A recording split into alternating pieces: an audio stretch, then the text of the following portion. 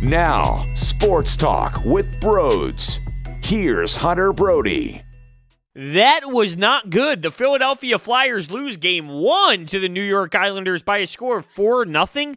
How do you start out so slow? That is what boggles my mind. Did they expect it to be easy? Did they expect to go out there and just dominate a team who is very well respected in their D zone and plays a fantastic system under Barry Trotz? I am mind blown that they had the first period that they put together. It was embarrassing. Now, they did have a couple chances. Kevin Hayes with the breakaway opportunity. He couldn't even get a shot off. It looked like he tried to go 5-hole tuck. There was a passing play, a 2-on-1. Travis Konechny had a wide open net, but it looked like Green got a foot on it. An unbelievable block shot by him where he was obviously beat, but he put his back foot back and it blocked the shot. It's not as if the Flyers had zero chances, but still, the shots were somewhere around 15-4 in the first period. That is so unacceptable. I can't believe they started the hockey game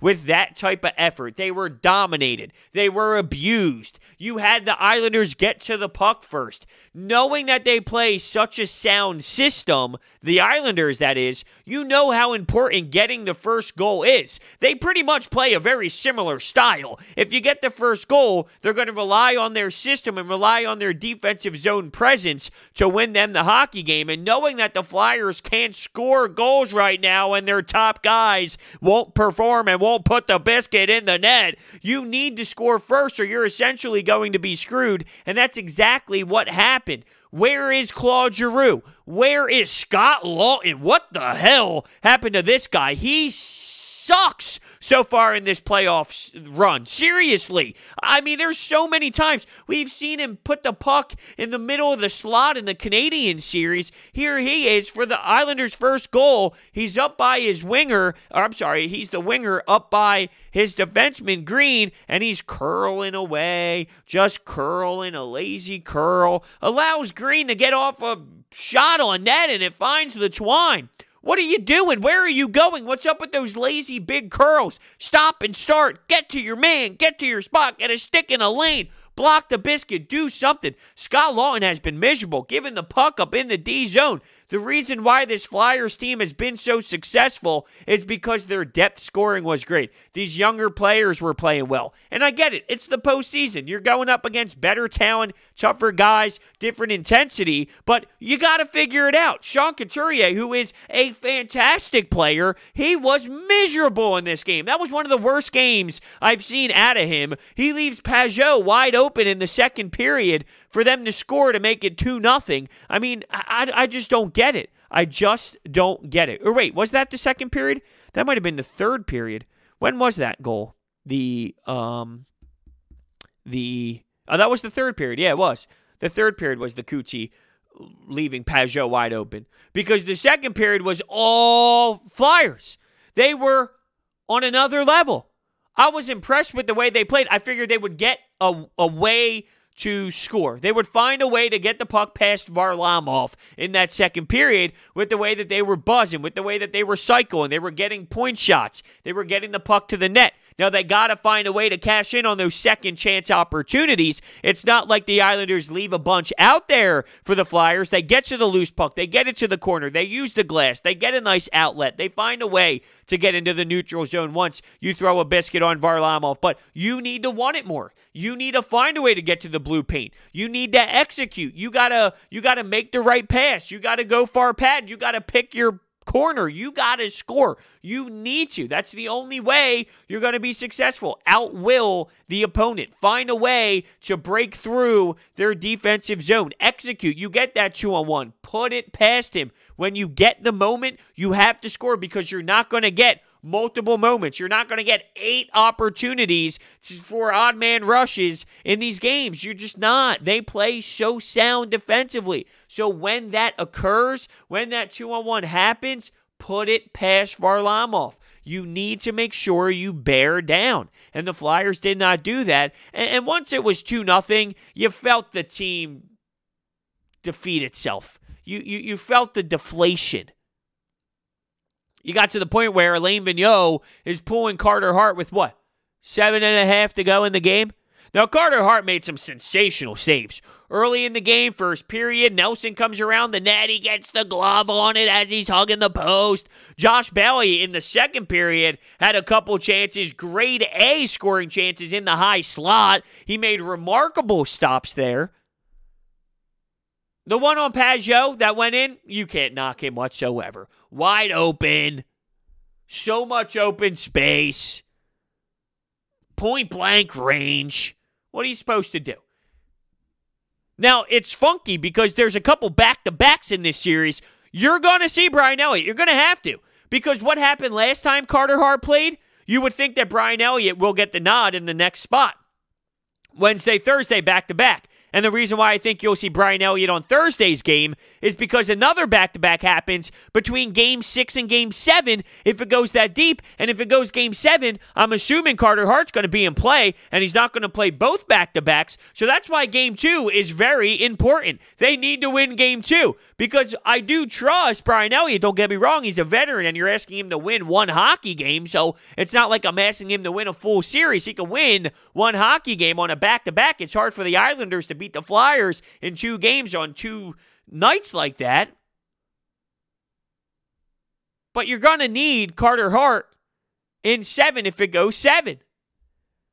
It's going to be wonky. The one reason I think the Flyers have a good chance in this series is because they win the goaltending matchup. Carter Hart is way better than Varlamov. He's not as good as the Flyers made him out to be in this performance. The Flyers should be able to score more goals, but where is everyone? Where is Sean Couturier? Where is Claude Giroux? And I never liked the thing Alain Vigneault did where he put him on the third line. That's nonsense to me. Let him play. As soon as he went back up early in the game, bang, you saw some movement between Couturier, Voracek, and him, which led to a chance. He threw a sauce to Couturier as he was driving to the net, and it ended up hitting the post. So there were some chances, but deliver, execute, score. That needs to happen. There's only so much positives you can take. Oh, yeah, well, they hit the post. No, that doesn't matter. It doesn't say the Flyers lost the game 4-0, but they hit a post. Put the puck in the net. Get more chances. I'm not down on this team yet. I need to see what Game 2 is all about. I need to see the adjustments. I need to see how they play in the second game because it's not as if they lost back-to-back games in any recent time. They have a strong background in bouncing back after a loss. Now, if it looks like this again in Game 2, I'll say, uh-oh, this matchup doesn't look very good for this team. But the reason why this team was so solid is because of the depth scoring and being able to create offensive plays. They're not doing that, and that is why they look the way that they do. This episode is sponsored, by the way, by Orbit Energy and Power, and with over 20 years of experience in the industry, they are home to your solar experts in both residential and commercial projects. They also provide water purification systems, backup energy services, battery storage, and more, so make sure you check out their information. It's in the description. What am I supposed to say other than not good enough? And it all started with the first period. You need to come better prepared. You can't be coming out flat. And that's something that's in my mind when I see the puck drop on Wednesday afternoon at 3 o'clock. Set the tone. Get it on the forecheck. Play the body. Be more physical. Okay?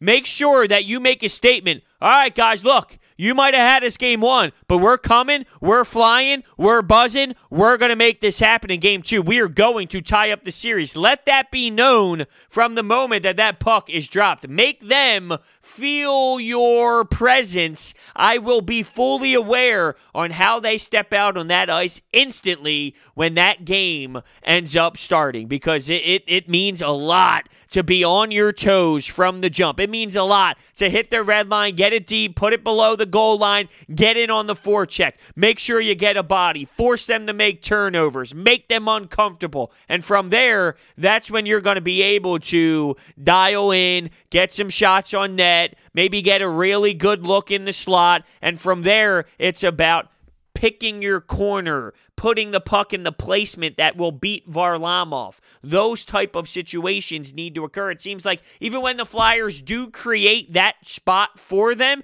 and when they do create that turnover, it's not resulting in anything on the scoreboard. Where is the goal scoring? I don't get it. Where are these guys going? Where are they?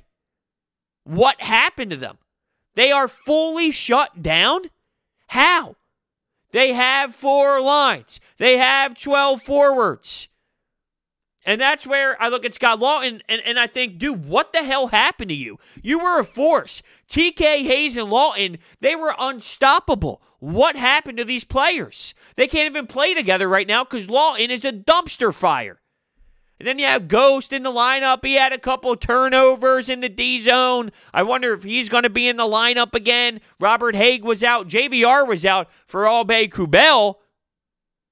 Not that I think that was a difference maker in this game, but this team needs scoring. This team needs players out there who can score.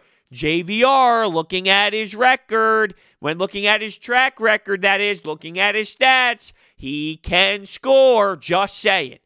And it's not like what you have out there now is working. So, to me, it's a no-brainer. To me, it's a no-brainer.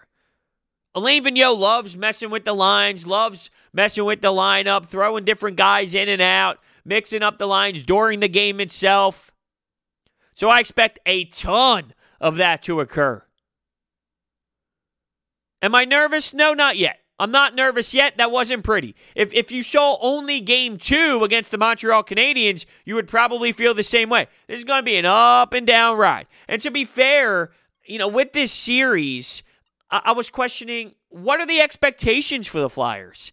Because it's not like they're going up against Boston. It's not like they're going up against the Tampa Bay Lightning, who clearly have a stacked roster, and that's not a knock on the Islanders. Barzal is playing amazing. Anders Lee is playing amazing. Their whole entire team. Pageau is playing well. Their team is playing perfect hockey the way that Barry Trotz wants them to play. But it's not a powerhouse Stanley Cup type team. They're that tier right below it.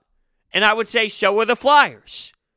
So what are the expectations going into this? Is it fair to say, as long as they compete and if they lose in 6 or 7, you understand this is a team filled with younger players, TK and Scott Laughton, Ivan Provorov's a younger player, Sanheim, Myers, these players are younger. Are you okay with a series that as long as they're out there competing hard and working hard, this is a good experience for them? Hello, Carter Hart, great experience for him as well. Are we okay with being satisfied with a loss in this series just because, hey, it's the second round, it's growing in the right direction? Or do you need more than that?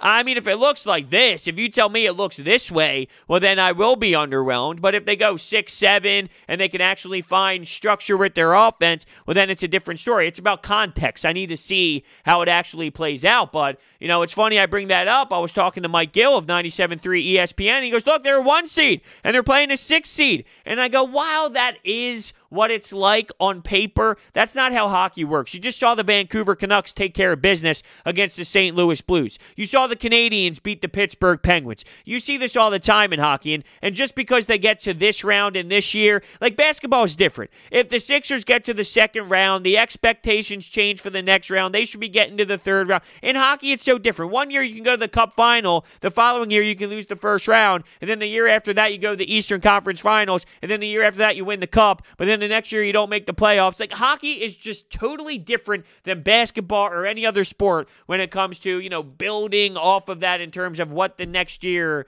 really means. It's so different. It's hard to explain, but it's a different level of, building off of each season the year before. Because these teams, once they get to the postseason, it's not 1 versus 8 like it is in basketball, where the Orlando Magic play the Bucks, or the Lakers take care of business against the Portland Trail Blazers. It's not the same way at all. It's different. These matchups each year to year in the postseason, it's so much closer. There's way more parity in the league that you can't put the same type of conversation on playoff runs like you do in basketball. But I digress. Barzal is nasty. He's so good. They're top guys. They're doing it. They're depth guys. They're doing it. The Flyers depth guys. It's just underwhelming.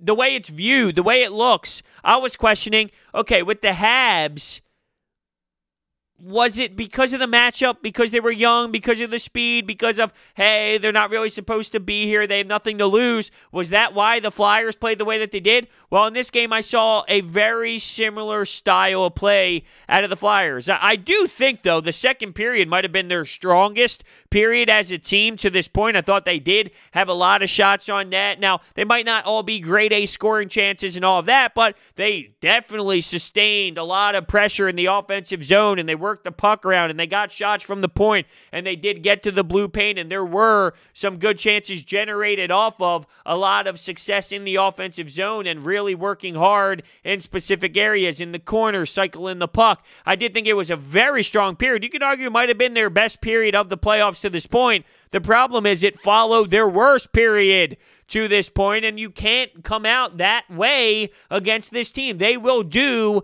damage. They will take the lead, and then you will be really struggling trying to get that lead back. It's boring hockey. It's successful hockey, though, and both teams play the same way. We have seen the Flyers succeed off of what the Islanders are doing, essentially, all year long. Take the lead, play boring hockey, stay true to yourself, block some shots, be strong in the D zone, chip the pucks out, and live that way. The Islanders play this way in the D zone where they're not giving up much. And that's why when you do get that good chance, Barry, TK on that 2-on-1, find a way to get it past Green. There's no way Green should be the storyline in this damn game. There's no way Varlamov should have a shutout. He's not that good. It's okay, he's not that good. Kevin Hayes on the breakaway. You want to go 5-0 tuck? Fine. Okay, I'm okay with you deking. I'm okay with you going 5-0 tuck. Can't have the puck bounce off over to the corner and hit the boards. It's irritating. It's frustrating because I know they're better than this. It would be different if I didn't think that they were a better team than what they're giving us, but just play to your capability and I'll live with the results. But they're not playing to their ability. And sure, you can credit the New York Islanders for forcing them to look uglier than what they really are because of not giving them a lot of space to work out there. But at some point, I have to look at the Flyers and go, well, how about it's your time to make their defense look sloppy? It's your time offensively to make it where the Islanders are struggling in their D zone. Get them off their game. Well, how do you think you do that when it comes to a defense? Easy. Establish the forecheck. Get up on them. Be physical. I didn't think that they were extremely physical in this game. Maybe that's going to be the change. Pound them. Hit them. Hit them hard. I saw a couple hits out there. I want more. Make them uncomfortable. Do it with your speed, though. I'm not talking Scott Stevens, Paul Correa, or Scott Stevens, Eric Lindros, where you're taking headouts out there. You know, where you're taking someone's head out. But with your speed, get up on them, just like you saw with them when Pageau scored that second goal in the third period. It all started because, well, here's the Flyers D. They try and eat the puck along the wall. Here comes a couple forwards. Bang, they get in on the play. Now, it helped the Islanders that Couturier just feels like dragging himself into the corner, but it all started because they got the puck in the zone and they got to where they wanted to. They got there quickly, and that forced the Flyers to eat the puck. It didn't work out the way that they wanted to. Boom. Just like that, it's a 2-0 game, and it was all over from that moment. I thought that there was a chance when it was 1-0 that they would find a way to tie it, but I wasn't overly optimistic. The way the second was going, you would think at some point one would pop through, one would squeeze through, but that 2-0 lead, that was a dagger. This team does not really find ways to score goals when they are down, and especially in the playoffs, it's that much harder. You need to take the lead. This team thrives with the lead. It seems like getting the lead is way more crucial than it should be, but this is how it is right now. So game 2, a couple things to look at. How they come out, lineup changes with Alain Vigneault, and scoring first. And I mentioned the back-to-back. Is it possible Elliott plays 2 and Carter Hart plays 3? You would think, knowing that Game 2 is so crucial, though, you got to tie the series up, right? You have to tie the series up. You put Carter Hart in net for Game 2.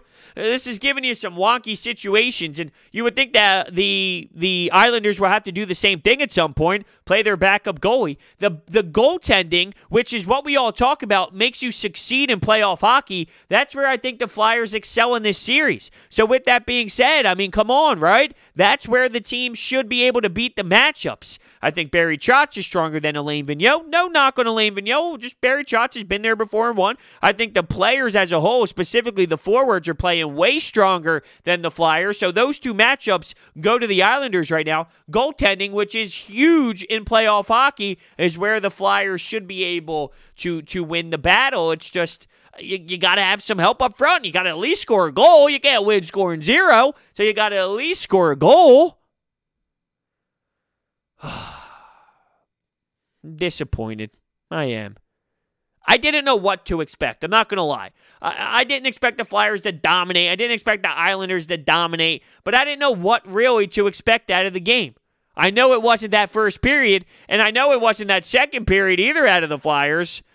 All around, though, more. I need more. It's that simple. Give me more. Kind of like what Britney Spears once told me. Give me more. Give me more. All right, this is where we're going to end it. Support for Sports Talk with Broads is brought to you by Manscaped, who is best in men's below-the-belt grooming.